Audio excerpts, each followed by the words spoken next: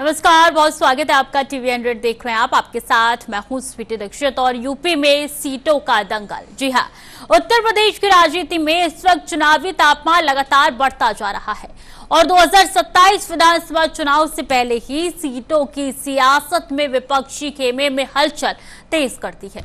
जहां एक तरफ समाजवादी पार्टी अपने मजबूत जनाधार और 101 विधायकों की ताकत के साथ खुद को सबसे बड़ी विपक्षी शक्ति के तौर पर पेश कर रही है, तो वहीं दूसरी तरफ कांग्रेस अपने सीमित लेकिन सक्रिय संगठन के साथ एक सम्मानजनक हिस्सेदारी की मांग पर अड़ी नजर आ रही है। इस पूरे राजनीतिक घटनाक्रम के बीच कांग्रेस के उत्तर प्रदेश प्रभारी के बयान ने नई बहस छेड़ दी है, जिसमें उन्होंने सीट बंटवारे को लेकर साफ कहा है कि हमें भीख नहीं चाहिए। और यही एक वाक्य अब सियासी गलियारों में चर्चा का सबसे बड़ा मुद्दा बन गया है, क्योंकि इसे सिर्फ एक बयान नहीं बल्कि गठबंधन की अंदरूनी खींचतान का संकेत माना जा रहा है। अब सवाल ये उठ रहा है कि जब लोकसभा चुनाव में इंडिया गठबंधन एकजुट होकर मैदान में उतरा था और विपक्षी एकता का संदेश देश भर में दिया गया था, तो क्या विधानसभा चुनाव आते आते वही एकता सीटों के गणित में उलझने लगी है? और क्या रणनीतिक साझेदारी अब व्यवहारिक टकराव में बदलती दिखाई दे रही है? राजनीतिक विश्लेषकों की नजर में ये पूरा मामला केवल सीटों के बंटवारे का नहीं है, बल्कि ये उस भरोसे की परीक्षा भी है जो दो अलग अलग विचारधाराओं के दलों ने मिलकर एक साझा मंच पर बनाया था। लेकिन जब सत्ता की जमीन नजदीक आती है तो वही साझेदारी अक्सर सबसे कठिन परीक्षा से गुजरती है। समाजवादी पार्टी का रुख भी इस पूरे विवाद में महत्वपूर्ण माना जा रहा है, क्योंकि पार्टी अपने मौजूदा विधायकों और मजबूत क्षेत्रीय पकड़ के आधार पर यह मानकर चल रही है कि सीटों में बड़ा हिस्सा उसका स्वाभाविक अधिकार है, जबकि कांग्रेस ये संकेत दे रही है कि वो केवल सहयोगी की भूमिका में सीमित नहीं रहना चाहती, बल्कि वो बराबरी की राजनीतिक हिस्सेदारी चाहती है। यही टकराव अब एक बड़े सवाल को जन्म दे रहा है कि क्या इंडिया गठबंधन में शामिल दल वास्तव में 2027 तक एकजुट रह पाएंगे, या फिर सीटों का यही गणित धीरे धीरे इस गठबंधन की केमिस्ट्री को कमजोर करता जाएगा? फिलहाल राजनीतिक हलकों में चर्चा गर्म है, बयान तेज है और संकेत साफ है कि आने वाले दिनों में यह विवाद और गहराने वाला है। लेकिन अंतिम तस्वीर इस बात पर निर्भर करेगी कि दोनों दल रणनीति को प्राथमिकता देते हैं या फिर टकराव को। और यही है उत्तर प्रदेश की बदलती सियासत की असली कहानी, जहां गठबंधन भी मजबूत है और मतभेद भी उतने ही गहरे हैं।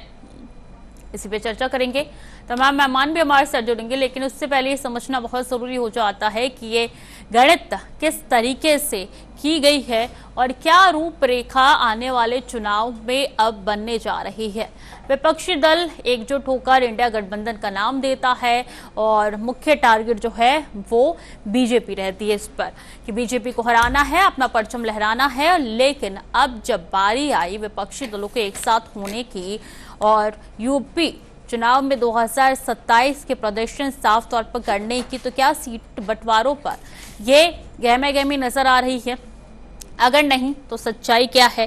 क्यों इस तरीके की अफवाहें उड़ाई जा रही है? कई सवाल देखिए लगातार खड़े होते हुए नजर आने, सवालों के जवाब तलाशने बेहद जरूरी हो जाते हैं और ये जानना जरूरी हो जाता है कि आखिर रणनीति क्या विपक्षी दल अब बनाने वाली है, क्योंकि जनता उनको चुनेगी जिसमें एकता, एकजुटता और सहनशीलता हो। क्या इस बार इंडिया गठबंधन में फूट देखने को मिल सकती है? क्या इस बार बीजेपी को टक्कर देने के लिए समाजवादी पार्टी और कांग्रेस एक साथ आएंगी, या एक बार फिर से गहमे दोनों खेमे में नजर आएगी? तो कई सवाल देखिए लगातार उठते हुए नजर आ रहे हैं, तमाम चर्चा करेंगे। मेहमान भी हमारे साथ जुड़ चुके हैं, उनसे तारुफ कराते हैं आपका।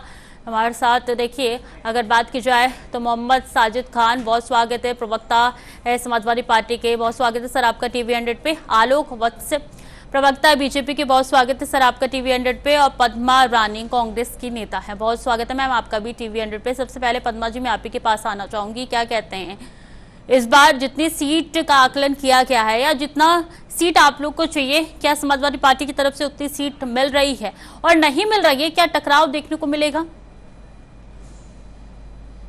जी नमस्कार, और आपके दर्शकों को भी नमस्कार। मेरे से जो पैनलिस्ट हैं उनको भी नमस्कार। मैं पहले ये कहना चाहती हूँ, देखिए कांग्रेस पार्टी कोई सत्संग वाली पार्टी या धार्मिक पार्टी नहीं है। ये एक पॉलिटिकल पार्टी है और पॉलिटिक्स करना हमारा धर्म है।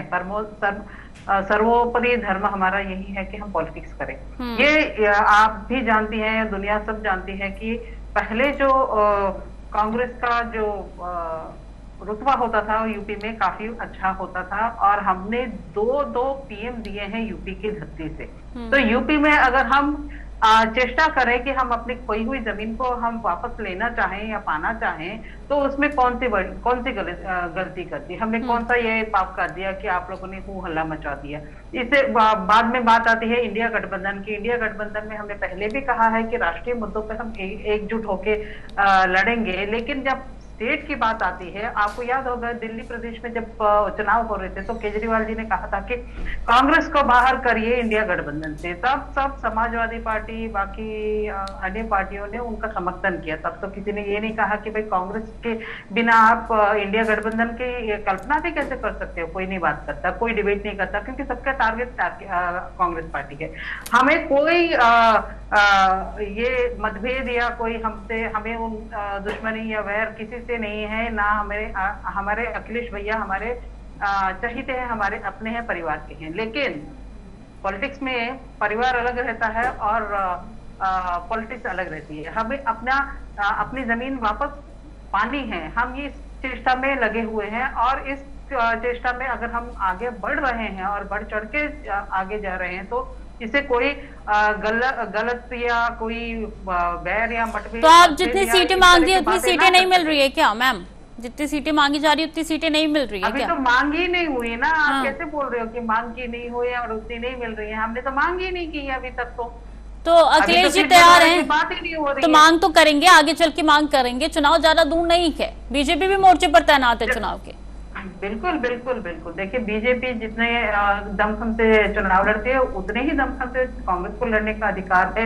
और हमें सीट या तो हम पूरे अकेले जा सकते हैं या हम गठबंधन में जा सकते हैं। ये आगे हमारा नेतृत्व तय करेगा। अभी हम इस बात पे कोई ये नहीं कह सकते कि सीटें नहीं मिल रही हैं, कम मिल रही हैं, ज्यादा मिल रही हैं। लेकिन जितनी चाहिए वो लेके रहेंगे, वहाँ पे अपने जितनी चाहिए वो लेके रहेंगी।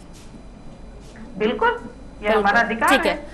मोहम्मद साजिद खान जी, इंडिया गठबंधन क्या बरकरार रहेगा इस चुनाव में भी, या कांग्रेस वर्सेस सपा हो जाएगी?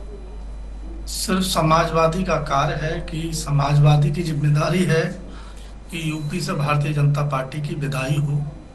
इसके लिए पहली प्राथमिकता गठबंधन ही है। इंडिया गठबंधन रहा है और आगे भी रहेगा। सीट बंटवारा कोई मायने नहीं रखता, और जब समय आएगा तो उस समय सीट बंटवारा हो जाएगा। और समाजवादी पार्टी उत्तर प्रदेश की सभी 403 सीटों पर मजबूती के साथ तैयारी कर रही है और तैयारी में लगी है। लेकिन गठबंधन को प्राथमिकता दी जाएगी। जहां भी गठबंधन तय होगा उन सीटों पर गठबंधन प्रत्याशियों को चुनाव लड़ाया जाएगा। इससे पहले भी लोकसभा चुनाव में भी जितना हुल्ला विपक्ष ने और सबने मचाया था, उस पर इतना वो रहा नहीं। और जो भी गठबंधन में तय हुई सीटें, उसको समाजवादी पार्टी ने खुद तो जीतने का काम किया, लेकिन इसके साथ साथ कांग्रेस को भी जिताने के लिए जी तोड़ मेहनत की। और कांग्रेस की लंबे अंतर के बाद, काफी वर्षों के बाद यूपी में उनको सीटें भले ही कम मिली हो, लेकिन इतनी बड़ी जीत पहली बार काफी लंबे अंतर के बाद मिली है। और कांग्रेस और सपा दोनों का इंडिया गठबंधन 43 सीटों पर चुनाव जीता, जिसने भारतीय जनता पार्टियों को दो बाबुओं की बैसाखी पर ला दिया था। श्री चंद्रबाबू। लेकिन कांग्रेस की ओर से तो कहा जा रहा है कि हमें भीख नहीं चाहिए, जितने सीट मांग रहे हैं आप उतना ही दीजिए।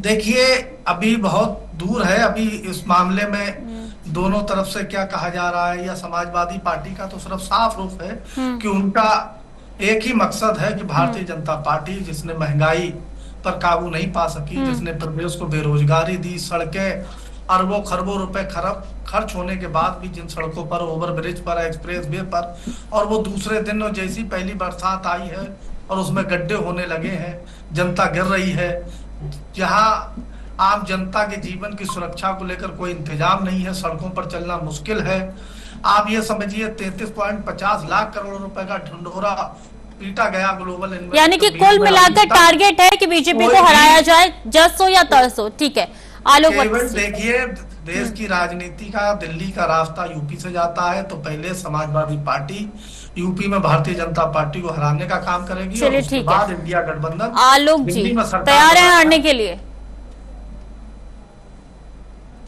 देखिए स्वाति जी, भारतीय जनता पार्टी 24 घंटे 365 दिन जनता के संपर्क में रहने के कारण चुनावी मोड में तैयार बैठी रहती। हमें जनता को बताने की जरूरत नहीं होती है कि हमें क्यों वोट देना है। हम लगातार उनके साथ सुख दुख में खड़े होते हैं। एयर कंडीशन में बैठ के हम नीतियां नहीं तय करते। हम खेत खलियानों में पसीना बहाकर उनके साथ सड़कों पे जुझारूपन दिखाकर उनके साथ लगे रहते हैं। और रही बात इंडिया गठबंधन की, तो स्वाति जी, इनका पॉलिटिकल मैरिज और इनका पॉलिटिकल डाइवोर्स इंडिया गठबंधन का पूरे देश ने कई बार देखा है। विधानसभा में भी अलग अलग रास्ते नाप लेते हैं और लोकसभा में इकट्ठे हो जाते हैं। तो जनता ऐसे घर में नहीं प्रवेश करना चाहेगी जहां सुबह में मैरिज हो और शाम में डिवोर्स हो जाए। हम एक जुट खड़े हैं, हमारा गठबंधन मजबूती से खड़ा है। हमारे यहाँ पार्टी में सभी लोग अपनी नीतियों पर, अपने जन कल्याण कार्यों से जनता का सेवा कर रहे हैं, प्रदेश को आगे बढ़ा रहे हैं और देश को आगे बढ़ा रहे हैं। तो हमें किसी से कोई डर नहीं है। कोई जातिगत पार्टी है, कोई धर्म की पार्टी है, हम सबका साथ, सबका विकास, सबके प्रयास से चलने वाले लोग हैं। ठीक है पद्मा जी, एकजुटता तो चाहिए ना, जैसे आलोक जी कह रहे हैं कि सुबह शादी और शाम को डिवोर्स। देखिए ये बड़ी हास्यास्पद बात है जो इन्होंने कही कि सुबह शादी हुई और शाम को डिवोर्स हुए, लेकिन इनके जो शादी जो होती है उसमें तो पार्टनर का तो खत्म हो जाता है। ये पॉलिटिकल मर्डर करते हैं लोग, तो इसके बारे में नहीं बोलेंगे। और जो कह रहे हैं कि हम जो है जनता के साथ में खड़े रहते हैं, इसलिए हम आप हमेशा इलेक्शन मोड पे रहते हो। आपने कब जनता का साथ दिया? राम मंदिर में चोरी है, किसी ने चोरी की? नहीं की। नीट का पेपर लीक हुआ, किसी ने चोरी की? नहीं की। आज तक उसका जो एनआईटी है और या तो फिर धर्मेंद्र प्रधान जी हैं, उनका इस्तीफा नहीं हुआ, ना उनसे कोई सवाल पूछे गए, कुछ नहीं किया। किसी अरे गहरे किसी अफसर को तबादला कर दिया, उसको सस्पेंड कर दिया, बस हो गया, हाथ धो लिए। आप कहते हो कि हम जनता के साथ खड़े हो, कहाँ खड़े हो? किसानों के साथ आप खड़े नहीं हो, स्टूडेंट्स के साथ आप खड़े नहीं हो, बेरोजगारों के साथ आप खड़े नहीं हो, महिलाओं के साथ आप खड़े नहीं हो, बुजुर्ग के साथ नहीं खड़े हो। क्या कर रहे हैं? किसके साथ खड़े हो आप बताइए? हमेशा चुनावी मोड में लगे रहते हो। चुनाव जीतना ही एकमात्र आपका लक्ष्य रहा है। चुनाव जीतने के लिए ही आपने पूरी जो संस्थाओं को सबको कैद करके रखा हुआ है। आपने यहाँ तक कि ईसीआई के चुनाव को भी आपने जो है अपने मनपसंद तरीके से उसको ढाल दिया है, ताकि आपका ही एम्पायर। कैसे चुनाव को अपने मनपसंद तरीके से ढाला है? कैसे? चुनाव तो चुनाव आयोग कराता है।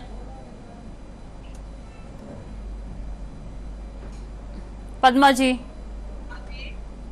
चुनाव तो चुनाव आयोग कराता है, तो कैसे अपने मनपसंद तरीके से वो ढाल लेंगे?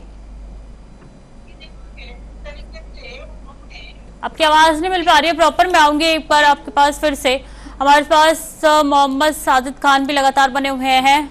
साजिद जी, ये जो आरोप लगाए जा रहे हैं कि राजनीतिक रोटियां ही सिर्फ सेकी जा रही है, जनता को बेवकूफ बनाया जा रहा है इंडिया गठबंधन के नाम पर, लोकसभा चुनाव में एक हो जाते हैं, विधानसभा चुनाव में अलग अलग हो जाते हैं, कितने सही कितने गलत? देखिए, जनता को बेवकूफ बनाने का काम भारतीय जनता पार्टी कर रही है, जिसने सरकार में वायदे किए आने से पहले कि हम 15 लाख रुपए खाते में देंगे, 2 करोड़ युवाओं को रोजगार देंगे, महंगाई से निजात देंगे, भ्रष्टाचार खत्म हो जाएगा, इलेक्ट्रल बॉन्ड और के माध्यम से बेरोजगारी भ्रष्टाचार बढ़ा है। बेरोजगारी का आलम यह है कि हम दुनिया में 7वें नंबर पे पहुंच चुके हैं बेरोजगारी में। किसानों की आत्महत्या में हम दुनिया में नंबर 1 पर हैं। जो कह रहे थे हम किसानों की आय दुगनी कर देंगे। बेरोजगारी का आलम यह है कि कोई भी एग्जाम नहीं करा पा रहे हैं। बात करते हैं कि हम एक देश एक चुनाव कराएंगे, परीक्षा करा नहीं पा रहे हैं, पंचायत चुनाव यूपी में करा नहीं पा रहे हैं। तो बेवकूफ बनाने का काम भारतीय जनता पार्टी की सरकारों ने किया है, भारतीय जनता पार्टी ने किया है। इंडिया गठबंधन विपक्ष में है, लेकिन जनता की जो बातें हैं, जो उनका दर्द है, जो उनकी तकलीफ है, वो हम लोग लगातार उठा रहे हैं। और उन मुद्दों को, जनहित के जितने भी मुद्दे हैं, वो हर दिन उठाए जा रहे हैं। उसके लिए सड़क सर लेकर हर जगह संघर्ष किया जा रहा है, चाहे लोकसभा हो, चाहे विधानसभा हो, चाहे राज्यसभा हो, और आगे भी संघर्ष रहेगा। और बात रही सिर्फ गठबंधन को लेकर, तो जब चुनाव करीब आएगा, अभी अधिसूचना जारी नहीं हुई है, अभी चुनाव में दूर है, क्योंकि भारतीय जनता पार्टी डर रही है। हम तो चाहते हैं कि सितंबर में भारतीय जनता पार्टी चुनाव से डर रही है, चुनाव से डर रही है। पंचायत चुनाव टाल के कहां ले जा रही है? लगातार शपथ पत्र दिए जा रहे हैं, आप देख ही रहे हैं। जब पंचायत चुनाव से डर रही है, पंचायत चुनाव नहीं करा पा रही है, तो विधानसभा कैसे करा पाएगी? सुगुफा छोड़ा जाता है सेंटर की तरफ से। अब और पंचायत चुनाव को लेके इतनी दहशत है कि मुझे तो एक बड़े लेवल के अधिकारी ने बताया कि प्रदेश के कम से कम 200 से अधिक विधायकों ने लिख के दिया कि अगर हमने अभी पंचायत चुनाव कराया तो हमको भारी नुकसान हो सकता है, और उसका खमियाजा हमें विधानसभा में भी भुगतना पड़ सकता है। इसलिए पंचायत चुनाव को विधानसभा चुनाव की बात कराया जाए। विधानसभा चुनाव को लेकर सुगुफा छोड़ा जा रहा है कि नवंबर में होंगे, दिसंबर में होंगे, लेकिन भारतीय जनता पार्टी जनता के बीच जाने कि उसमें नहीं है कि उनके बीच डर रही है, यानी कि डर के आगे उनको हार दिख रहा है, जीत नहीं दिख रहा। आऊंगी पद्मा जी, मैं आपके पास इसका जवाब दे दीजिए। आलोक जी, फिर पद्मा जी आपकी टर्न आएगी। देखिए, सपा के हमारे जो फाजिल प्रवक्ता अभी कह रहे थे कि हम जनता के बीच नहीं जाते हैं, आज नितिन नवीन जी कहाँ गए हुए हैं?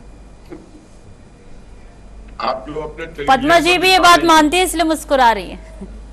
नहीं, बड़ी मेहरबानी की जो गए हैं, बड़ी मेहरबानी की उत्तर प्रदेश की जनता पे। ठीक है, मैं आऊंगी आपके पास पद्मा जी। आलोक जी बात पूरी कीजिए। देखिए, इसमें मेहरबानी की बात नहीं है।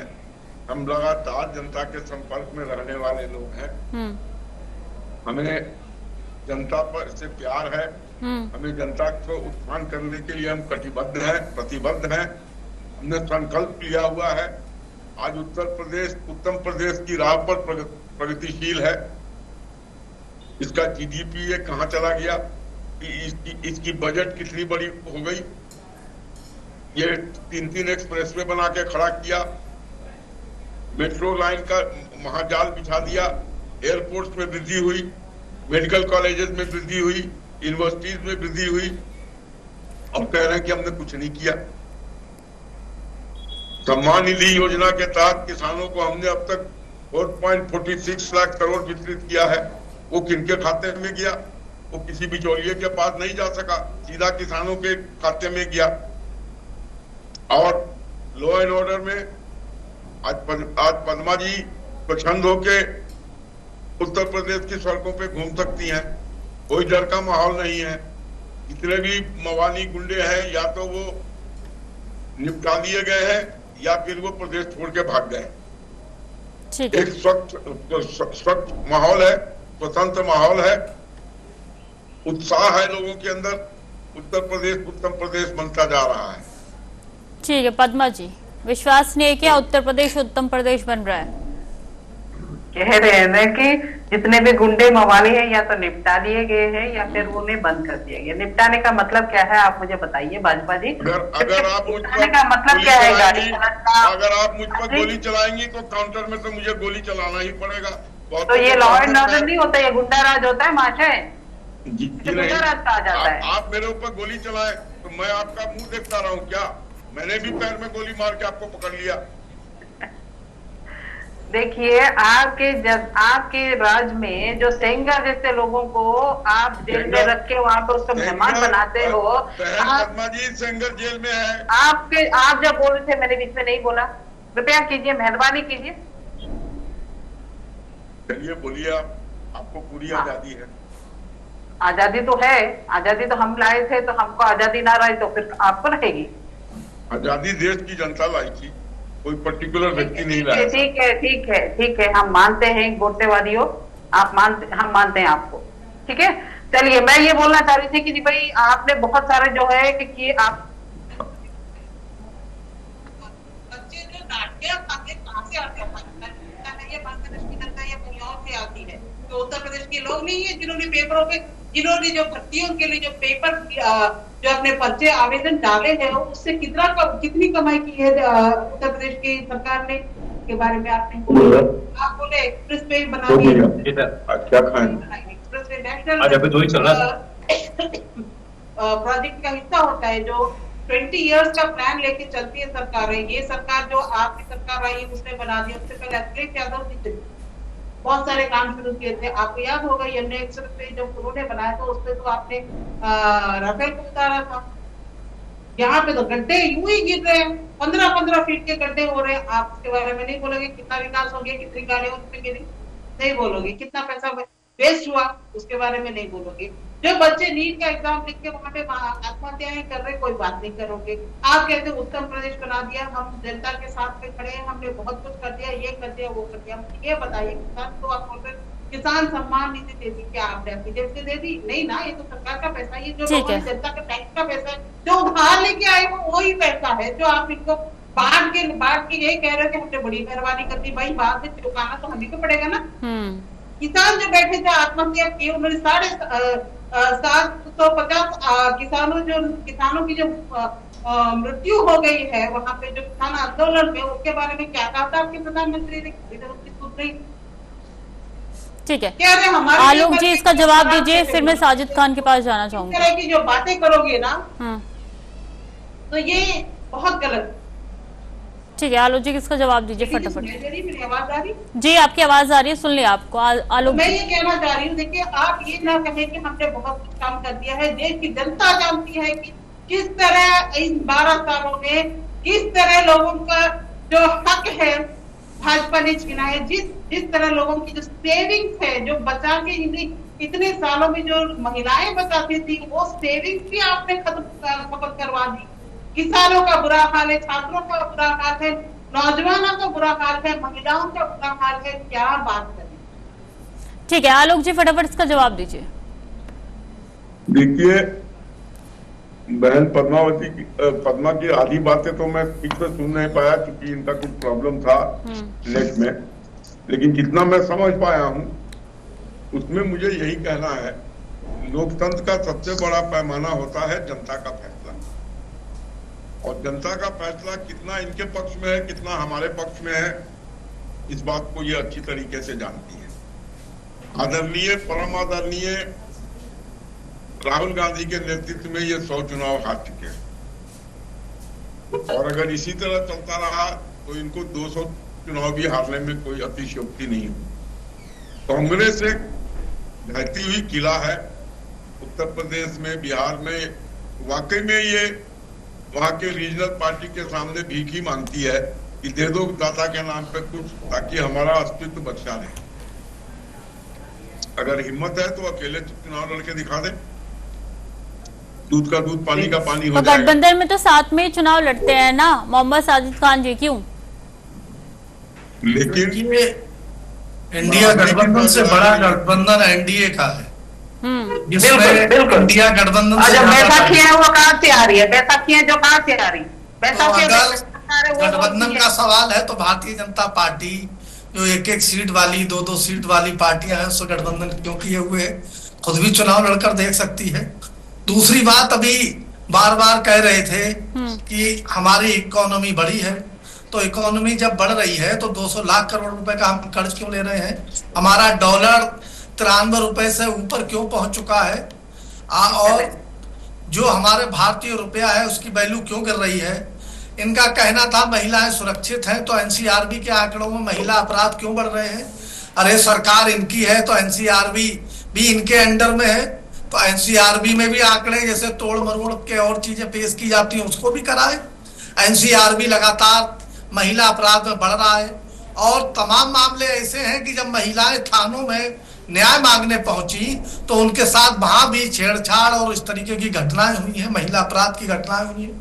तो जब ये सरकार में है और महिला की सुरक्षा की बात करते हैं तो महिला अपराध क्यों बढ़ रहा है? इस पर इनको जवाब देना चाहिए। ये बात कर रहे हैं हमने एक्सप्रेस वे बना दिया, एक्सप्रेस वे का उद्घाटन करते हैं, अगले दिन ढह जाता है, कहीं गड्ढे हो जाते हैं, कहीं गाड़ियां गिर जाती हैं, कहीं ओवरब्रिज से गाड़ियां गिरती हैं और लोग बेचारे मर रहे हैं। ये स्वास्थ्य सेवाओं का ये हाल है कि अगर कहीं कोई हादसा हो जाए, हाथरस में हादसा हुआ, जितने लोग घटना स्थल पे मरे उससे ज्यादा लोग जब हॉस्पिटलों में पहुंचे उन्हें इलाज नहीं मिला। वहां पैरामेडिकल स्टाफ नहीं था, वहां दवाएं नहीं थी, वहां डॉक्टर की कमी थी, वहां साधन नहीं थे। अभी भी लोग समाजवादी पार्टी की सरकार में 7 मेडिकल कॉलेज खुले, एम्बुलेंस व्यवस्था सही की गई, लेकिन ये लोग मरीजों के घर तक एम्बुलेंस नहीं पहुंचा पा रहे हैं, अस्पताल से घर तक नहीं पहुंचा पा रहे हैं, लोग रिक्शे पे ले जा रहे हैं, साइकिल पे ले जा रहे हैं। और तमाम आप ऑटो और तमाम आपकी मीडिया के ही माध्यम से हम लोगों को मालूम होता है कि फोटो और वीडियो आते हैं जिसमें अगले दिन अखबारों में छपता है कि देखिए किस तरीके से रिक्शे में लाद कर बॉडी ले जा रहे हैं, मरीज को ले जा रहे हैं। तो ये इनके हालात ये तो बात की बात है, लेकिन बात की जाए साजिद खान जी, तो क्या कांग्रेस जितनी सीटें मांगी समाजवादी पार्टी उतनी सीटें देंगी? देखिए, वो तो कांग्रेस और समाजवादी पार्टी जब चुनाव आएगा तो हम लोग बैठ के टेबल पर बात हो जाएगी। और अभी हम लोगों ने 2 साल पहले लोकसभा चुनाव लड़ा है और जो भी गठबंधन में सीटें एक दूसरे को मिली है, दोनों ने एक दूसरे को जिताने का काम किया है। और हम लोग ऐसी सीटें भी जीते हैं जो लंबे समय से भारतीय जनता पार्टी उस पर 10 साल से कब्जा की हुई, और बड़े बड़े नेता इनके ढह गए और कुछ तो नेता जो बचे थे, अगर और कहीं हम लोग थोड़ा चुनाव आयोग निष्पक्षता से चुनाव करा देता तो शायद भारतीय जनता पार्टी की सरकार नहीं बनती और हम लोग 80 में से 70 सीट जीतने का काम करते। मजबूत गठबंधन था। चलिए पद्मा जी, लास्ट के 10 सेकंड वक्त की कमी, फिर आलोक जी के पास जाऊंगी। मैं ये कहना चाहती हूँ, देखिए जब चुनाव की घोषणा होगी तब दोनों पार्टियां आपस में बैठ के जो साठगांठ करेंगी उसके हिसाब से आगे चलेंगे। ये कहना गलत होगा कि हमारे आपस में नहीं बन रही है या हमारे कोई मतभेद है, ये कोई रणनीति भी हो सकती है। इसके लिए आप इंतजार करिए जब तक हम डिक्लेयर ना करें कि हम किस तरह लड़ना चाहते हैं, अकेले लड़ेंगे या गठबंधन में लड़ेंगे, ये हमारा आपस का मामला है। बिल्कुल, और इंतजार का फल मीठा होता है। ठीक है आलोक जी, दोनों की बातों का जवाब दे दीजिए। दोनों को मैं शुभकामनाएं देता हूँ। यूपी को साथ पसंद है, बना रहे, लेकिन जीतेंगे तो हम ही, क्योंकि हमारे पास जनता का विश्वास है, जनता का हमारे साथ हमारे है और जनता हमारे नीतियों से ओत-प्रोत है, खुश है। लूट बलात्कार का माहौल नहीं है। आप इतने कॉन्फिडेंस से बोल देते हैं कि जीतेंगे हम ही, फिर वो कहते हैं कि चुनाव आयोग इस तरीके से चुनाव करा रहा है और यही फंस जाता है सारा मामला। ठीक है, बहुत बहुत शुक्रिया आलोक जी हमारे साथ जुड़ने के लिए, अपना वक्त देने के लिए। पद्मा रानी जी बहुत बहुत धन्यवाद अपना वक्त देने के लिए, हमारे साथ जुड़ने के लिए। और मोहम्मद साजिद खान ने हमारे साथ प्रवक्ता समाजवादी पार्टी के जुड़े थे, बहुत बहुत धन्यवाद सर आपका भी अपना वक्त देने के लिए। ऐसे में संगठन विस्तार पर तैयारियां तेज होती हुई नजर आ रही है, लेकिन आगे चल के क्या इस समाजवादी पार्टी में और कांग्रेस के बीच में रार नजर आएगी या इसी तरीके से अब एक गठबंधन आगे चल के बीजेपी को शिकस्त देने में लगेगा? अब देखना होगा आने वाले दिनों में क्या कुछ निकल के सामने आता है, वो तो चुनाव के पहले साफ तौर पे पता चल जाएगा। चलिए फिलहाल के लिए चर्चा में इतना ही। खबरें लगातार जारी है, देखते रहिए TV 100।